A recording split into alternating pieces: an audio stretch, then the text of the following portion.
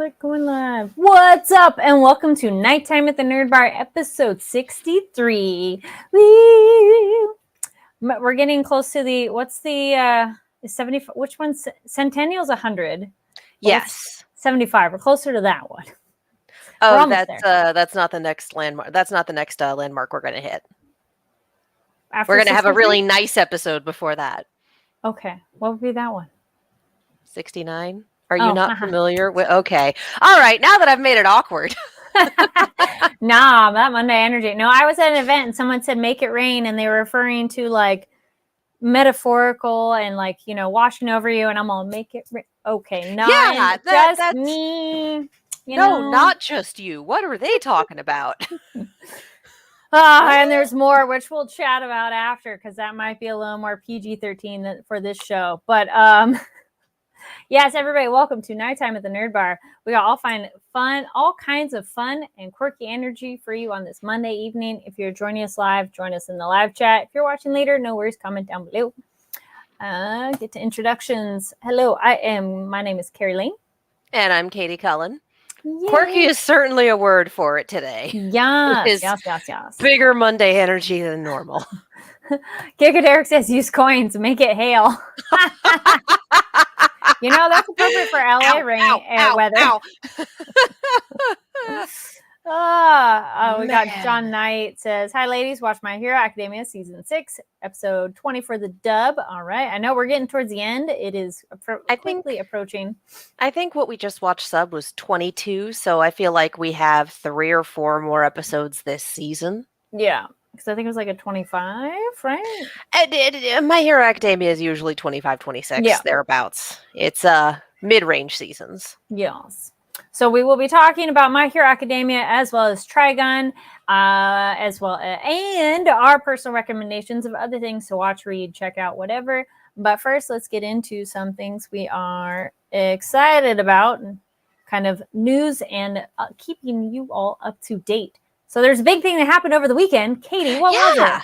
For those of you who were awake at 1:30 a.m. Pacific to watch it live, the Crunchyroll Anime Awards happened this weekend, and I believe they were streaming live from Tokyo. It was, if you've just seen any of the social media coverage, it was a heck of a venue, a heck of a ceremony, and of course we have a list of the winners. So I think we just hit the big ones here. Yeah. There's, Anime of the Year went to Cyberpunk Edge Runners, which I think I hesitate to call it a dark horse, but it was definitely up against some power players. So congratulations to that. Yeah. Best Action, Demon Slayer Entertainment Arc. Best Animation, same.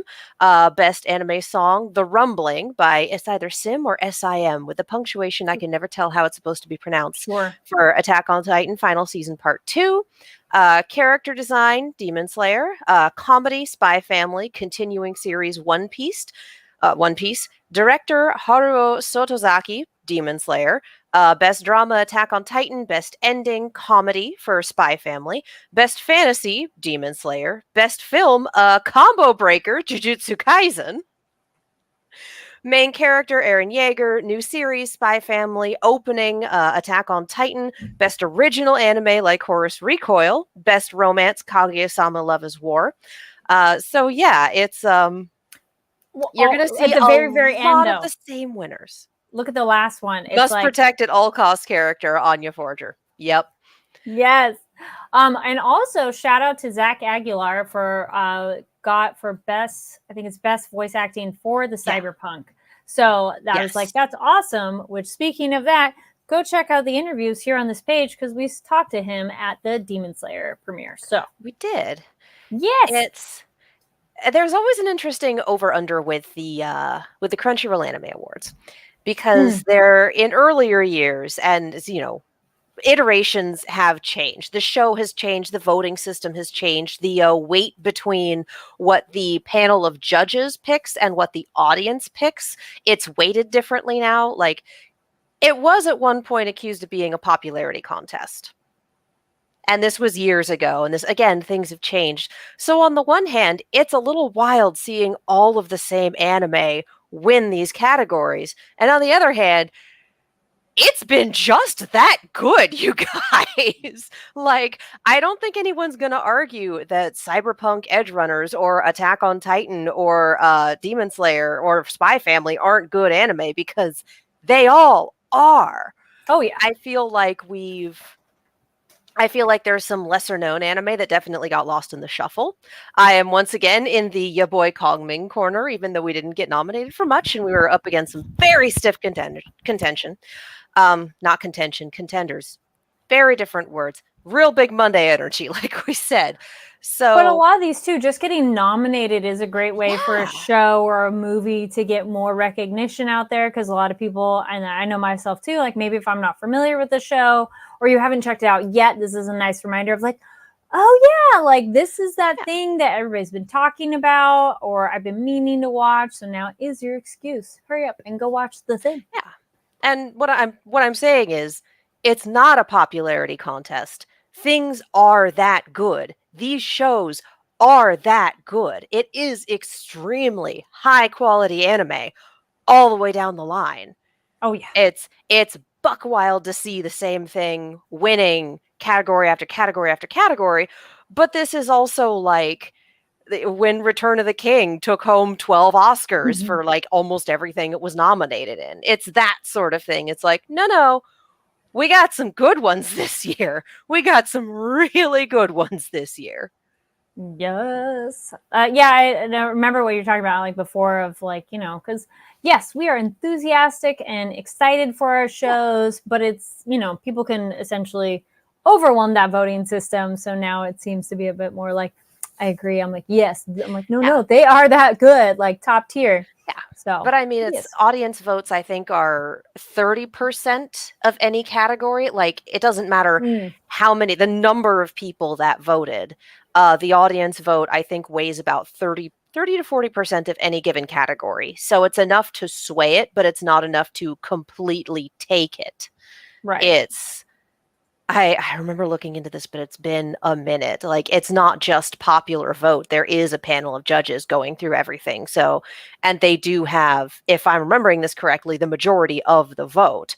So, yeah, the audience vote definitely has a say in this, but not the overwhelming say that people might think it does. So, it's not just, well, Attack on Titan's really popular. Well, Spy Family's really popular. Well, yes, but that's also because they're very good, as agreed on by this panel of judges. Like, have you watched them?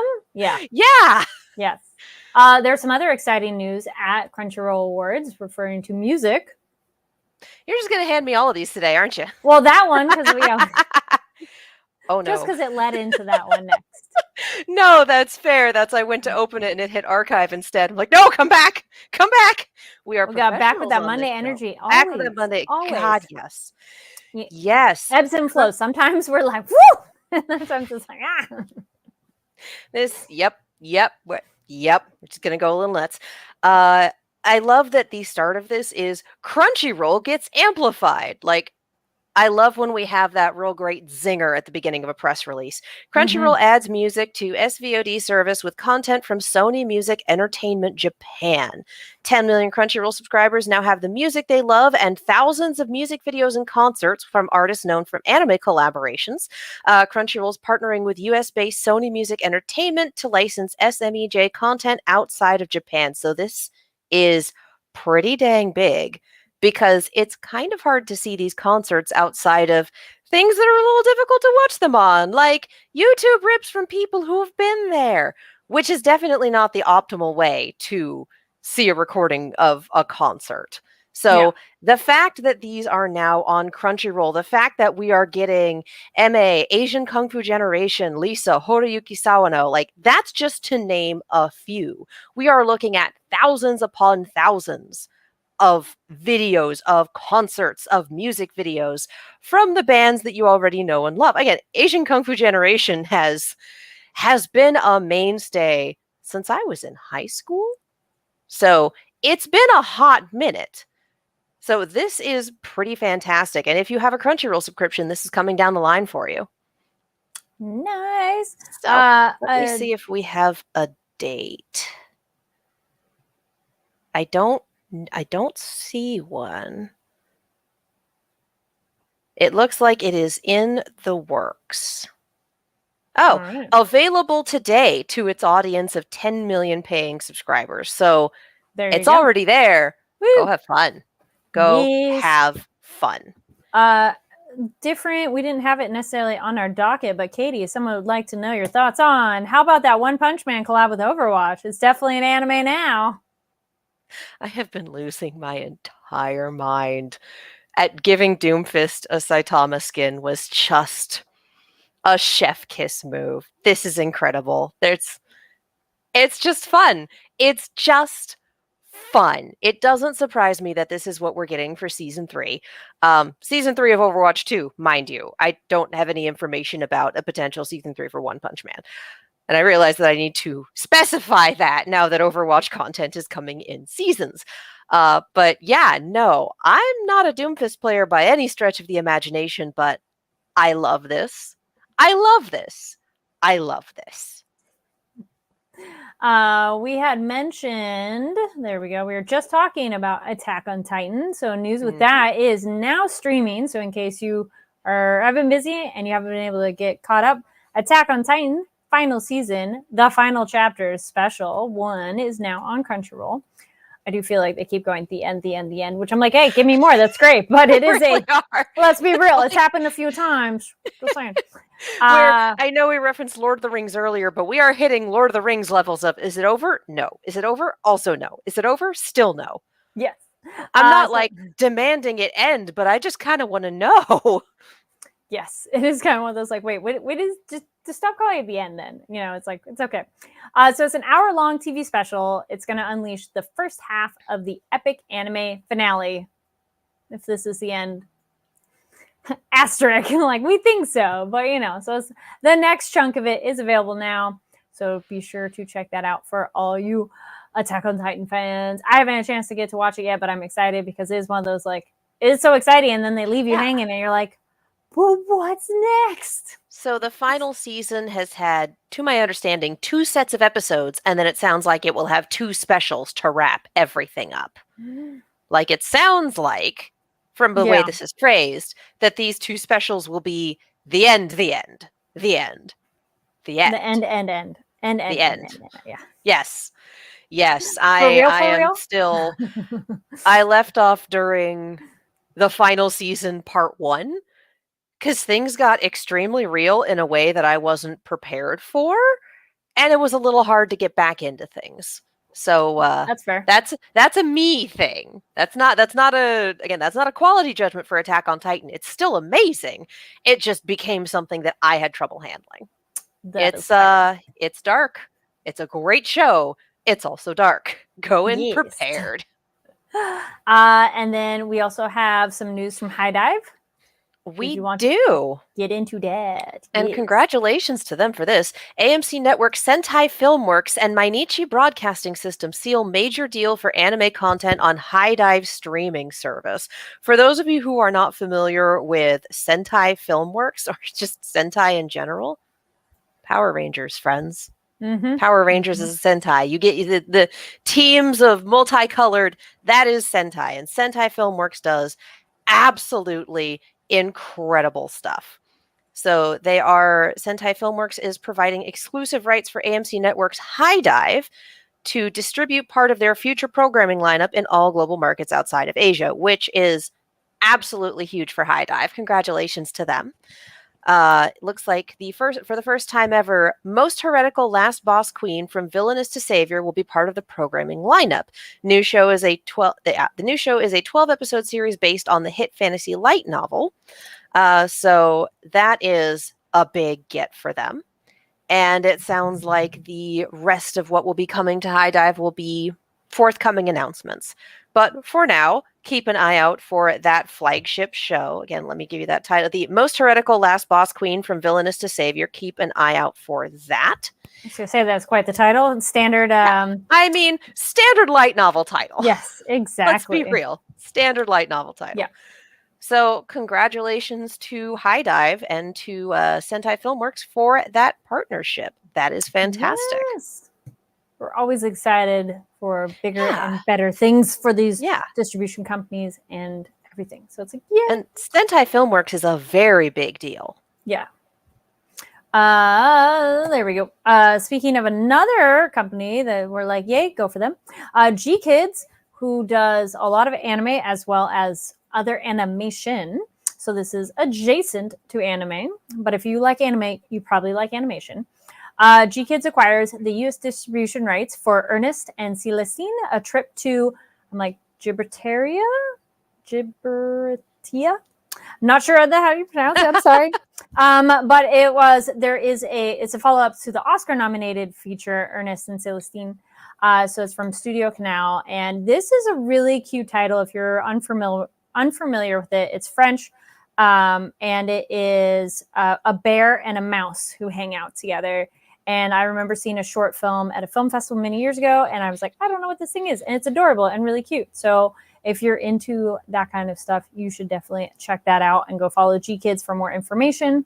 And then we'll be posting some pictures of that on our Twitter account. So in case you haven't followed us yet, go check that out as well. That's NTATNB. NB. So it's NB. Yes. So it's essentially nighttime at the Nerd Bar, but going nighttime at the Nerd Bar. Boom. And also, hopefully you'll find it via our post too, in case of that. Yes. Yes. All right. So all right. We have one more. Yes. Yes. Ablaze is launching a Get Schooled graphic novel based on the hit Korean webtoon. The print release is scheduled for July 25th of this year. This latest acquisition emphasizes the continued popularity of manhwa and drives home the convergence of webtoon and manhwa content. The amount of webtoon comics and manhwa and whatnot that are getting print releases, that are getting adaptations, like this is an absolutely fantastic well of stories. And Get Schooled is the latest one that we're getting. And again, that print release is going to be on July 25th from Ablaze Comics. So, nice. Good times. And also, similar to that kind of stuff, manga announcements and all that, we will also post those pictures on our Twitter. So be sure to check that out. So next up, let's talk some Trigun. And if you're new here, this is the talk about the new show only. And then we will have this. And Katie, what does this mean?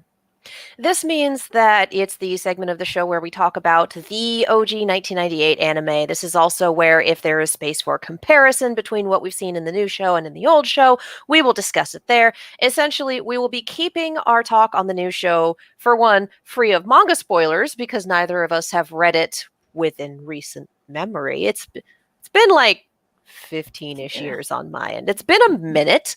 Neither of us have read it recently enough to have spoilers.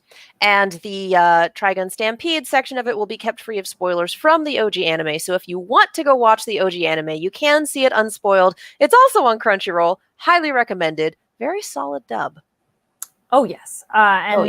So far, I would still reiterate, go watch the classic, because then you get breadth and time and different levels, and then come check out this one, because then you have all that backstory. So it's like, well, and to my understanding, and this is part of what feeds into the tonal differences and whatnot, and this is not spoilers, when they were doing the classic, when they were doing the adaptation of the manga was still ongoing. So in much the same way that Full Metal Alchemist, Chrono Crusade, a lot of these anime adaptations of manga had to do, they had their basis to work on, and then they kind of had to do their own thing because the conclusion for the manga wasn't out yet, and it wasn't there for them to adapt. So that is why these things are, that is why these anime are so different, and why it's so different from the manga. That's not a bad thing. At least in Trigun's case. It's a really bad thing in Chrono Crusade's case, but I have opinions. But yeah, no, the Trigun 1998 anime is a very different beast, but it is still one of my absolute favorites, and I do love it. I think it's a Gintama short where they explain anime and manga and what happens when one outpaces the other. Go look that up. Go look up like anime versus manga timeline. I think it's Pop-up tangent corner. Let's go. I'm like, hold on. Hang on. Pop-up tangent corner. So you have to watch this short. It's so funny because it's informative. Because some people are like, wait, well, why is it different? It's like, well, if you're making a manga, it takes time. Making an anime takes time, and sometimes those don't pace at the same pace. So, and like for Full Metal Alchemist, like Hiromu Arakawa gave the anime production studio, here's a few things that are coming down the line, here's a few spoilers, but not the full thing. So if you watch the anime and read the manga, they do very different things after a certain point. And that's basically her going, here's a few more plot points. You guys tell your own story. I'm going to focus down on the manga. And then we got Brotherhood, which had something of an abbreviated adaptation of the beginning parts because they kind of assumed that you'd seen the earlier anime adaptation, and then did a more solid adaptation of the manga. Can I just say, in terms of shonen shows, thank God we've started doing seasons instead of weekly episodes. Can I just say that? Because that's what keeps us from having the Atlantis arc in Yu-Gi-Oh! Or every single filler arc that's ever existed in Naruto. Like, it's so great that studios don't have to spin their wheels and try to make up story to keep this arbitrary, we need to keep it on the air every week schedule going, and instead can kind of stop and go, all right, we've hit this point of the manga. Here's the bit that we're going to adapt next. We have the whole thing in front of us, and we can figure out what we need to emphasize, what needs to be cut down or shifted or changed. Like, they have time to breathe in so much as any anime studio has time to breathe. And let's be real, that's a whole other rant, and that's something I'm not super qualified to talk about. But thank God that we have moved away from the mid-2000s requirement that a long ongoing running shonen show has to have an episode every week. Thank God we're not doing that anymore. The filler arcs are ungodly. Yes. So One Piece has them, Naruto has them. Just yikes. Thank God we're not doing it anymore. Yes. Back to our Trigun Stampede. We had a comment from the chat. Charles Darcy points out more Sad Boys backstory. Yes. I appreciated that. I did. I thought, Katie, we had talked about this, and I think you were pointing it out. This is one of those, I kind of can see Knife's point here of, look what humans are doing to plants. We are plants. This is like adjacent of our people. Hello. So I was like, here's something I want to throw out there. Because it's, as much as I hate doing and there's real world parallels, like I got to use a real world example because I can't use a sci-fi example for this. So there are some animals that humans have domesticated in the real world to the point where they can't really exist in the wild anymore without human intervention. The specific example I'm thinking of is sheep as we know them. Like, we have domesticated them so that they grow a lot of wool and need to be shorn every year. And we've seen stories of a sheep that goes missing and is out in the wild for a few years and comes back and their coat is this thick. Because they haven't been shorn, they can't see, they're having trouble walking. It's one of those, like, this is an animal that we have domesticated to our needs over hundreds and thousands of years, to the point where they can't really survive in the wild anymore. It's one of those things that PETA hates, but PETA's opinions should not be counted by any sane human being. Don't negotiate with extremist groups. Anyway, what we know about plants in this show is that most plants are cloned from a single cell or a single source, and that a plant giving birth, and that plants like Vash and Knives are anomalies to this. So what I'm wondering is, can plants survive without human intervention? Are they their own species that are enslaved, or have humans messed with their genetics so much that without human caretakers, they will not survive on their own? That doesn't make somebody says that. They say that they're like, well, without that, plants need humans, and if they didn't have humans, they would use all their energy in one burst and essentially burn themselves out. So that's what Vash said, and that's what he was taught. What I'm questioning is whether or not true. it's real. Yes. Yeah. It's Like, is that real? none of these characters are fully informed, I don't True. think. So until we get an actual answer as to whether Can they ask a plant? plants, I don't know. Like until we get an Guess answer Vash as can to talk to 'em. whether plants can survive without humans, like we don't really know how this works.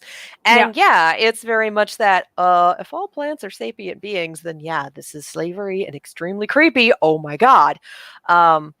But again, there's also the question of, is this a symbiotic relationship, or did humans just enslave another sapient race? Like, how exactly does this work? And we can't really make a judgment call without knowing that. And I think that's extremely well constructed for this show. Like, it's good to keep the audience on edge and going, I don't know who's right. I don't have all the information. I want to believe Vash because he's the character that we care about, and he's slightly less of a genocidal maniac. But also, if what Vash knows is wrong, and if Knives actually is right, like, my dude has a point here. He's an extremely he believes he is an extremely violent Moses. He might actually be an extremely violent Moses. Didn't it seem like Knives is killing the plants so that humans can't have them? I don't think they're dead. I think like a hibernation. We're on second theory here. I don't think Knives is able to revive plants the way that Vash can. I agree. Don't think he's capable of that. I think he would be doing it if he could, especially since the whole "these are my people, I'm liberating them from slavery to humans" is his whole bent and his whole motivation. Like, I think if he could do that, he would. I think that at the beginning of this episode, after our nice little piano cold open, we see the red plants, and we have the doctor talking about, I don't know the exact line. Chat, if you have it, please throw it in there. Like, help me with this. I've only seen the episode once, and that was like 4 hours ago. But the doctor had some sort of line about, like, they've been cut off from their home dimension. They've been cut off from their power source. They've been essentially, when plants go red, they've been cut off from something that helps them function. And we know that Vash's innate power is creating gates. We saw that go wrong this episode. So I'm wondering if the controlled version of this is his ability to interface with a plant and use that gate power to reconnect them to whatever it is that's helping them live and function. And that Knives is just Wolverine up in here and is not capable of doing that same thing. Yeah, that is a very good question. I think, I agree. I don't think Knives has the ability. Looking at the chat, we had Gigadirk says Vash used the wind tunnel. Yes, it was extremely Moroku of him. And then Charles says, I guess by gate, Knives means the black hole that Vash can create, which now we learn how he lost his arm. Yes. So the question is, so if he doesn't have his arm the normal way, how does he make the gate again? But we don't know yet. I don't think it was connected to his arm. I think that's just where it manifested. Sure. That makes sense. I don't think that. Can it manifest with the bionic fake arm? You know? I mean, he can interface with the plant even though he's got a fake arm. True. We've seen him do that. Matter. Yeah. Yeah. It's him. It's not the limbs. It's him. So yeah, I legitimately think that him being able to heal plants and bring them back from crisis is him using that gate ability and being able to connect plants back to whatever that metaphysical power source is. Again, there's that one line of dialogue from the beginning of the episode, and I wish I'd gone back and written it down because I think it's important. But yeah, talking about plants going red because they are disconnected from whatever helps them live. And I think that gate power, when he's using it to help a plant, is instinctual but controlled. And I think that the gate manifesting as a black hole is uncontrolled and desperate. Like, he couldn't do anything else to save this person that he loves. So that's what happens. Yep. Charles says, Knives is a good character where you're like, great points, but you can't do genocide, dude. Yes. I believe the phrase for that is cool motive, still murder. Yes. Yeah. What was the other thing? That's my little theory, and I just stick that back there. Yeah. A thing to add to that board, we know Vash is at least 150 years old. Mm-hmm. And that the crash was 150 years ago. Mm-hmm.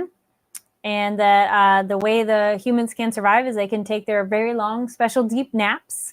Mm-hmm. And I like Meryl and our characters learning about that. Like, what? Or Roberto De Niro. And Wolfwood going, okay, so it's not actual immortality. It's just staging things. Like, yeah. And also, we're not friends. So. Oh, yeah, no, you're friends. Mm-hmm. Buddy. Yes. It's like, oh, you don't want to admit it. What else? Can I just say I appreciate you're a lot like I was when I was younger. I was just ready to bite his head off because I thought that it was, I thought he was wrong. I thought he was naive, but no, he's got a lot of points. Mm-hmm. That was a fun chit chat with them having it. Love Brad. Brad's good. Brad is a good egg. Yes. Yes, this was a good red point. Zazie crashing the party with the bugs was creepy. Yes. I appreciate that for one, that we get there aren't many life forms on this planet. It's like, okay, it's the humans and the worms. And I'm like, then where do the Thomases come from? For anyone going, what? The chocobo bird things that they ride are called Thomases. That is a Thomas. Wolfwood being really bad at writing them is hysterical to me. But I appreciate that Zazie being essentially the Lorax for the worm population of this planet going, we were here first. You guys have a real bad track record. Like, I need you to tell me who's going to be better for this planet in the long run. Is it going to be the plants or is it going to be the humans? Like, I'm not really on anyone's side. I'm just here trying to figure things out. I'm here as Knives' as guest. So you tell me, what side do I come down on here? Who do I ally with here? Zazie is a buck wild force of chaos. Yeah, and then we also get a little more clarification that can't really shoot them either. Like, it's, you shoot and then it's the bugs and comes back together again. So Zazie is a worm hive mind. He is an extremely efficient oogie boogie, which makes me wonder that if one of those bugs is the mind and everything else is just form. Maybe. It could be. Again, the oogie boogie theory. Yeah. I thought it was, it looked weird that when they broke into the dome, it didn't look like there was a hole in the ceiling, but I'm guessing that's how they pulled them out. I was like, wait, it just looks like a crack. It looks cracked, but that you kind of have to look at it twice, and at least one of those panes is shattered. Yeah. 300 bugs in a human trench coat. Yeah, kinda. Yeah, so there's that, and then growing. Made me think of Oogie Boogie too. Yep. And then growing the flowers and having to delineate and calling them flora because plants mean something very specific in this universe. And having the goal of, we are going to do this, we are going to populate this, and we are going to spread these flora across the planet. Like, it is terraforming, which is like, all right, humanity, good job. But it feels like it would be a less aggressive, less murderous way of terraforming. But then the question is, will it heck up things for the worms? Because this is their planet, this is their home environment. Like, humanity crashing did not make this a desert. It was a desert to start. True. So yeah, how much would that affect them? We don't know. Yeah. Like there was a lot of questions, no answers right now. Yeah. And I'm betting, what episode are we on? Like 9? 9. 9? I'm betting 3 more episodes. Going for the 12? 11, 12. Yeah. Maybe 4. But it's really starting to feel like not end game, but end of season. I don't think we're going to wrap everything up in 12 episodes. I think we're facing down another season. I think we're going to wrap up some stuff, and then a lot will be left open. That's a good question. Gigadar says, does the planet have a name? No Man's Land. There you go. Which is just such an optimistic name for a planet. Century and a half ago, you start calling it No Man's Land, and it sticks. Like, guys, put a little effort into your naming conventions. You're stuck here. I thought there was something I was gonna say of like, yeah, a lot of questions unanswered, some questions answered. Oh, you kind of said it anyways, but reiterating that was kind of cool how Knives fought with his Wolverine claws and things, and like the animation of how he moved was just like, it looks so good, even though this is so destructive and you're just like brutalizing these people. Though I thought it was so very police station in Malignant, you know? These people like walk up, and if you had some weird random intruder that seems weird, I don't think I'd be getting that close. And like these were the worst guards. They never shot at him. They got way too close. More of them saw what went down, and then they still were like, oh well, that's weird. Okay. They show up and it's just like, oh my gosh. Bodies.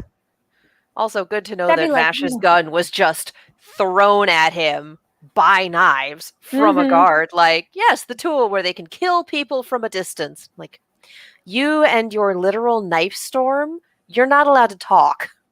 I know, because that's so real. And then like the blades coming out, even the blades coming out of his hands and feet. I'm like, yeah, that's total normal weapons, buddy. Like, sure. It is a little more up close and personal as opposed to the long distance killing. No, that's fair, but it's a fair assessment if you are of the no, put your back into it, be personal, don't just like shoot from a distance and call it good. Like, it's like, okay, given the way Knives thinks, I can see why he would think that. But also, like, in the future, when he's got his jellyfish Kigurumi and like a bazillion, like, nah. Yeah, you're not a normal fighting thing at all. Yes. No, you don't.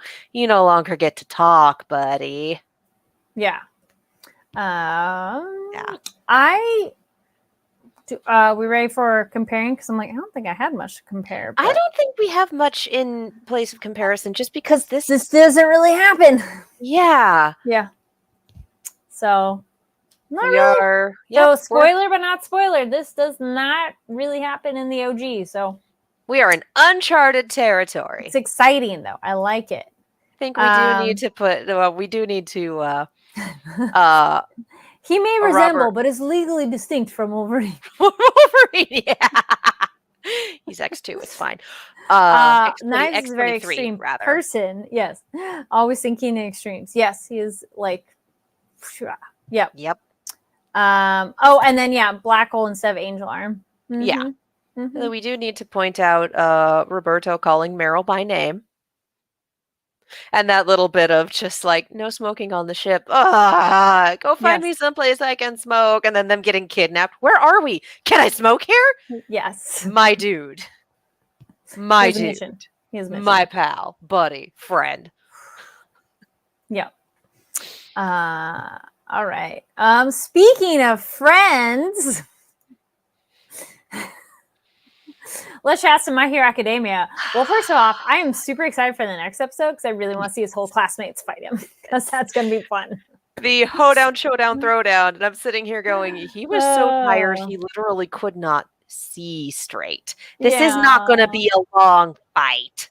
But also, like, I really love the flashback here with the principal calling in Endeavor and then letting this class of students just corner him. And this, you set me up, didn't you? Well, they had a really good point. So, yes, I did. I'm like, the principal is amazing and also underutilized. Yes. Like, right, we got away from this actually being at the school and therefore we don't see him much anymore. But I like them. They're good. But just everything about that meeting, the knocking the GPS out of Endeavor's hand and then going, can we borrow it? Can we borrow it? Sorry, it's ours now. The Bakugo, God bless him, diagnosing the shonen protagonist mentality in both Deku and All Might and going, they can't be left alone together. They just feed on each other. Like, it just gets worse. Like, see? He's incredibly intelligent and Deku needs a hug and a nap and food. It's like, yes, he needs friends. And I'm like, yeah, what does Deku need most? And I just went, adult supervision. Yes. Honestly, responsible adult supervision, because technically he has some, but they're like, go ahead, kid. All Might actually hilariously is responsible adult supervision as much as compromises go. But Yeah. Deku just refusing to listen to him at this No. point. Mm-mm. Like, okay, all right, yikes. I was sad for that poor spilled food. I was like, no. Like, no, that's a good Katsudon right there. It might have Yeah. even been homemade. Yes. Deku! Do you have any idea how long it's been since I've had a good Katsudon? Child, take your nice, beautiful boxed lunch that your not dad is giving you, Yeah. and maybe don't fucking collapse on the streets, kid. No. Yep. Again, I'm back with the class bum rushing endeavor because this was absolutely my favorite part of the episode. But just I'm just someone in his class. I've only known him for a year. I'm also just someone in his class, but like we are all really worried about him. It's like, no, y'all aren't just someone in his class. You are his friends. Like, you are his classmates. You have been through hell with this kid. And he's had protection this whole time. Yeah. Just he chose not to come back here, but if he wants to come back here, we will protect him. He is a student of ours. He has that protection. Yeah. Like everything else happening in the world, be damned. This kid has a bed and a hot meal. Yeah. Well, speaking of that, Gigaderek says Deku needs a therapist and a shower. True. Yeah. Oh my God, yes. Just get 3 of the guys to drag him into the shower. My God. Yep. The adults were trying, but not quite equipped for how Deku was treating himself. True. Yes. Yeah. Because it's the balance of, yes, he's very important to what we're doing, and he is the focal point of this, and he is a literal child. he's a kid. He's a kid. It's his first year of high school, which means he's like 15, maybe? All Might being in Night Eye's shoes now, worrying for someone he has no power to help. Oh. And just that reuse of the Night Eye line read of, if you keep pushing yourself, you'll run into a villain and get killed. And Deku knowing that. Just this episode, all of it was so well done, just in terms of the editing, bringing back all of the pieces from seasons past where you can see in a different situation, it would have built up and made Deku stronger, but because everything is so twisted and terrible right now, it's just driving him to these self-destructive tendencies. It's his tendency to, again, be the shonen protagonist and self-sacrifice for the welfare of others. You can't pour from an empty jar, and he is empty at this point and scraping the bottom. Like, he's not okay. And the line reads from him, all of them just being really guttural and really exhausted, just that, he's past running on empty. We're not sure how he's running at all. All of those line reads, all of whenever his cowl is over his face, like I've mentioned this before for this season, but whenever the hood's down, he doesn't look human. And it's incredible. And just all you have multiple quirks. Are you working for All for One? I heard this about him. Well, I heard he helps, but I still don't want to run into him. Like, and he looks scary. Oh my God! He's helping people, and people are like, "Woo! No! Back up. We don't. You're fine. Go away. Bye." He looks absolutely terrifying. Again, like he doesn't look human. I love Bakugo reading him for filth of. So can you smile now? I'm like, oh, you called him out on that so much. Oh, yeah. Like, are you happy now? Can you just smile and be happy? It's like, ooh, no, he can't. He's in a dark place. Yep. In this group, Bakugo has known him the longest. Yep. He hasn't necessarily used that for good for most of that time. Yeah. But Bakugo has known him the longest and knows how he thinks. So we've kind of pulled Bakugo for the most part out. He's developed beyond a lot of his prideful, destructive, self-destructive tendencies. So now he's turning around and looking at Deku and being like, fucking keep up. What are you doing? What do you do? Why are you doing this? Stop! Yes, great. This is where we want the aggressive, annoying Bakugo, because it's like, Deku, stop doing what? Like smack in the face, like stop it. Just that. Stop it. Grab that kid and shake him. Yes. And like, Deku's just like, okay, well, I'll just fight you all and then escape. I'm like, and they're dude, like, okay, let's you go. nearly died to a puppet master villain. Yeah. You need to stop. Yeah. And the fact that this guy was waiting and like, oh, you did exactly what the psych profile said you would. They said you'd run yourself ragged, and then I could just sneak in with all these people that I've kidnapped while you're tired and have them beat you up. Yes. It's like, dude, buddy. Yep. It's Gigaderic. Bakugo, like, why are you like this? While knowing exactly why. Yep. And back to what I was saying. Why too, are you like this? Rhetorical. Why are you like this? Derogatory. Bakugo calling Deku and All Might wannabe was hilarious. Yes. I was so, that's the Bakugo where I want him to be like, let me poke, like, just right. Because it's like, yes, that's what Deku needs right now. Again, you termed it correctly. He read him for filth. Yep. It's like, it's just like, yep. That's, Yep. So that is what happened, and he needs and deserves it. So it's like, all right, I need this next episode. I need this episode where he's fighting his classmates and they're all just kind of shaking it, using their turn in the initiative order to go, stop it. Sit down. He needs a blanket and a hug. We need to wrap him up and be like swaddling. We need to wrap him up. Yeah. Like the way Deku is right now, he can't win. No, like he's ridiculously powerful, and he's running on empty. Like I said, we've hit the bottom and we've started scraping just to make sure that see if there's any fuel left. And the previous ones are just like, yo, we're calling him out too. Like you probably, all right, he's not even listening to us anymore, and all of them are sitting here going, oh god damn it. Again, all of these things that in normal circumstances would have made him stronger, would have made him more focused, but even back within the first few episodes, we got his self-destructive tendencies, with All Might coming up with a training schedule for him to try to like, okay, we need to ready your body for this, and we need to do this, and him amping it up and then nearly collapsing as a result, and All Might going, you need to stop. Yep. You literally cannot handle this yet. You need to stop. That hasn't changed. Yeah. That just hasn't changed. And that push yourself beyond your limits, self-sacrifice, self-destructive, like, again, that extremely shonen protagonist quality in shows like this is usually a good thing. It's that emotional unlock of the next power. It's that summoning everything you can to save your friends. Like, okay, fine. But that's not how this show works. No. That's not how we do things here.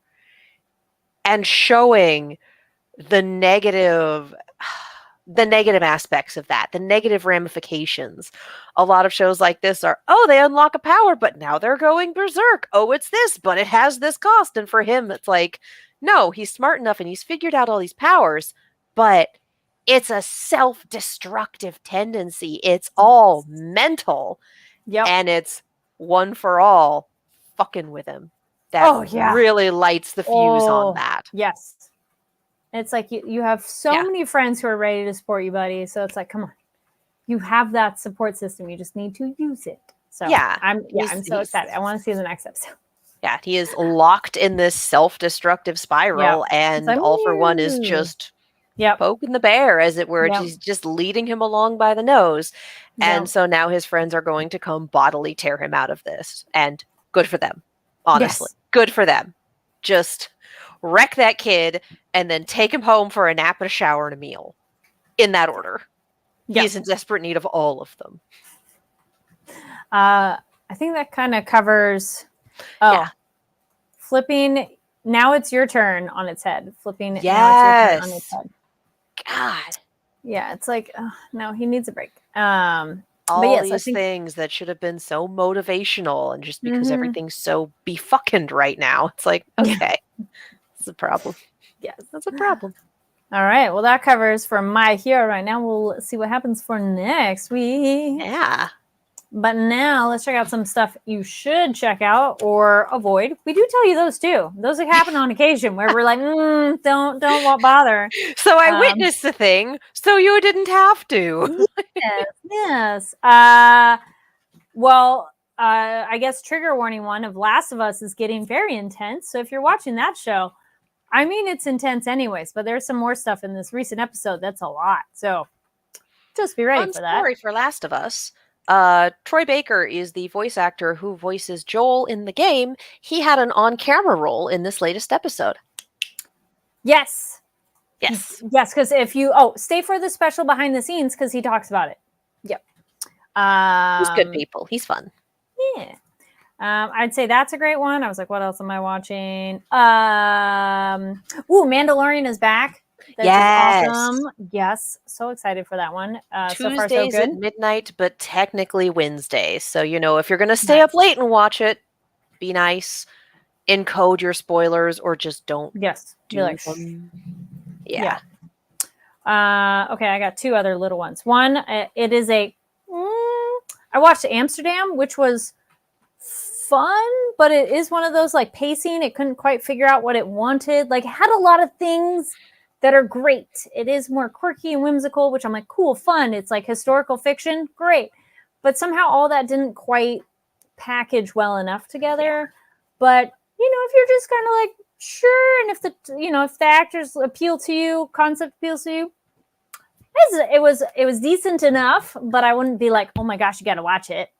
And then now I'm on. I think I have one more out of 4 left to go for The Romantics, the documentary on Bollywood cinema it's on Yashwaj Films. Oh my gosh, it is so good. If you're into Bollywood at all, or if you're just interested in the Indian filmmaking industry, or even just filmmaking in general, it's a really just well done documentary talking about the process, how things have changed over time, newcomers being discovered and everything like that. And some people it's just like, oh, that was their first movie. That's so exciting. And anyway, so that one's a really good one. That one's on Netflix. Fun. What about you? It's mostly been the same stuff for me because life is crazy and busy and weird. So It's been some of the same YouTube channels and some Twitch VOD, and as you do. Scream 6 is coming out. Yes. So that's going to be Thursday night because I no longer wait for Fridays to watch movies. I'm like, oh, are they out Thursday night? Amazing. Let's go. So if you have not seen the Scream franchise and you are into horror or just tangentially into horror or just kind of want to watch some teenagers get stabbed in a fictional manner, watch Scream. Like the OG I want to say 1993. I think it was 93. Early 90s. Keep going. I'll look. Watch Scream. Scream is you don't have to be familiar with the horror genre 96 to watch Scream. Was 96. But still. I think in 93. Anyway, you don't have to be familiar with the horror genre to watch Scream. It does help if you know the tropes because Scream, all of the various Screams are a send-up of the horror genre at the time. It is I hesitate to call them parody. They're not really parody films, but they're very much a little commentary. They're meta. They're a little meta. Yes, meta. And so all of the Scream movies are horror movies about horror movies, specifically about the slasher genre. And so there's, they comment on what goes into making a slasher movie, or the sequel talks about sequels. The threequel talks about ending trilogies. The fourth one is like, okay, what do you do when you need to reboot something? Like the fifth one talked about the state of fandom, and it blew my fucking mind in the theaters. Like, for those of you who've seen Scream 5, there's one specific line that Ghostface drops towards the end. And if I hadn't been in a theater in public with people who wouldn't have appreciated it, I legitimately would have screamed. It's a great franchise. It's a great franchise. The cold open for the first one is a little brutal, even for just like the series itself, but it is a hell of a movie. Like, if you've never seen a Scream movie and you're okay with slasher genre and some blood and guts, definitely watch that first Scream and then go from there. Just unbelievably good. And I mean, first 4 were done by Master of Horror Wes Craven. So like, come on. Yep. The dude knew what he was doing. So yeah, Scream good. Still watching Handyman Saito in Another World, and boy, that took a turn. Still good, but like, I was not expecting this show to do things like grow a plot and have dramatic stakes and make me cry, but here we are. Also, campfire cooking in another world with my absurd skill continues to be phenomenal and only just keeps getting better. I'm not sure how it manages that, but it does. And that's a Tuesday update. So that there's about, I want to say probably 8 or 9 episodes at this point, so not hard to catch up on. Absolutely phenomenal, very fun. Highly recommended. Nice. I got a couple of recommendations in the chat. Gigaderic says, some gaming bit. I enjoy the newest expansion of Destiny 2 has released. Nightfall is very fun, and I do recommend. Nice. John Knight says, have you watched One Piece, DBZ, and Toriko on Toonami? I have watched nothing on Toonami. Yeah, I don't have cable. Yeah, I haven't watched Toonami in a long time. No, sorry. But yes, let us know some of your other recommendations of what are you reading, watching, games, whatever. Leave comments down below on all the different things we covered and recommendations. There we go. Thank you so much for tuning in to this episode of Nighttime at the Nerd Bar. Happy to have you on a Monday Crazy Energy or whenever you're watching this. Katie Wink, where can people find you? And when can people find me? Whenever. Where can they find you? And anything else you want to promote? You can follow me all over the social medias as well as on YouTube and Twitch at Kiaxet. That is Kiaxet. We are working on getting the Twitch channel back up and running. Life has been a little crazy. For the YouTube channel, we have a lot of reactions and whatnot that live there. Ruby has started. We are up to 3 episodes at this point because that is a Saturday release on Crunchyroll, exclusively on Crunchyroll for the first time ever. So those Ruby reaction videos live on that channel. They are a ridiculously good time. And our most recent one was just loopy. We were just loopy the entire time we recorded it. It was fantastic. If you enjoy horror things, I am also on a channel called Silver Screams that I do with my roommate. We talk about horror stuff. There is definitely going to be a very long video about Scream 6 once we see it. So keep an eye out for that. It is a good time. Yay. Oh, yes. And then Gigaderic points out, please support the official release of Ruby. Yes, that show is going to live or die by its Crunchyroll numbers. I would prefer for it to live. There is definitely more story there. They've already started scripting season 10, but it's technically not greenlit yet. So, those numbers are how they prove that people still want it. So watch it on Crunchyroll. There you go. Yes, you all can find me online, Carrie D Lane, Karidlane. So super random side note. So I painted my nails the other day and I kind of feel like I have Tengen Uzui. Yes. Unintentionally. I just let me do these colors. I'm like, oh, yes, they're the flashiest of nails. It's like, wait, I did the thing. Yes. So one on this channel and still in the description down below. We had it on last week's, but still relevant this week in case you missed it. We have our interviews with the cast as well as some other cool people who came to the Demon Slayer World Tour red carpet in Los Angeles. So check out those interviews as well as on our Twitter. There's a very fun montage highlighting that evening as well as a fun little clip that we had at the end of the red carpet. I was like, yes, those are very fun. Coming soon here. Make sure to subscribe to the channel because I have an interview with the director for Unwelcome that is having an earlier release date. So stay tuned because they were originally looking at St. Patrick's Day, but I think they're coming a little bit earlier. So stay tuned for those details. I will be linking them on my Twitter. So there's that. And those interviews. Remember to follow the show Twitter at NTATNB. Yes. As well as check out Fanversation on TikTok. There's a channel there that's a little on the newer side. So make sure to give that a follow and some love as well as our channels. Yay! So you can be up to date about all the cool things because we want to share that information with you. Yes. Yes. So thank you again for joining us. We'll see you next time. Bye.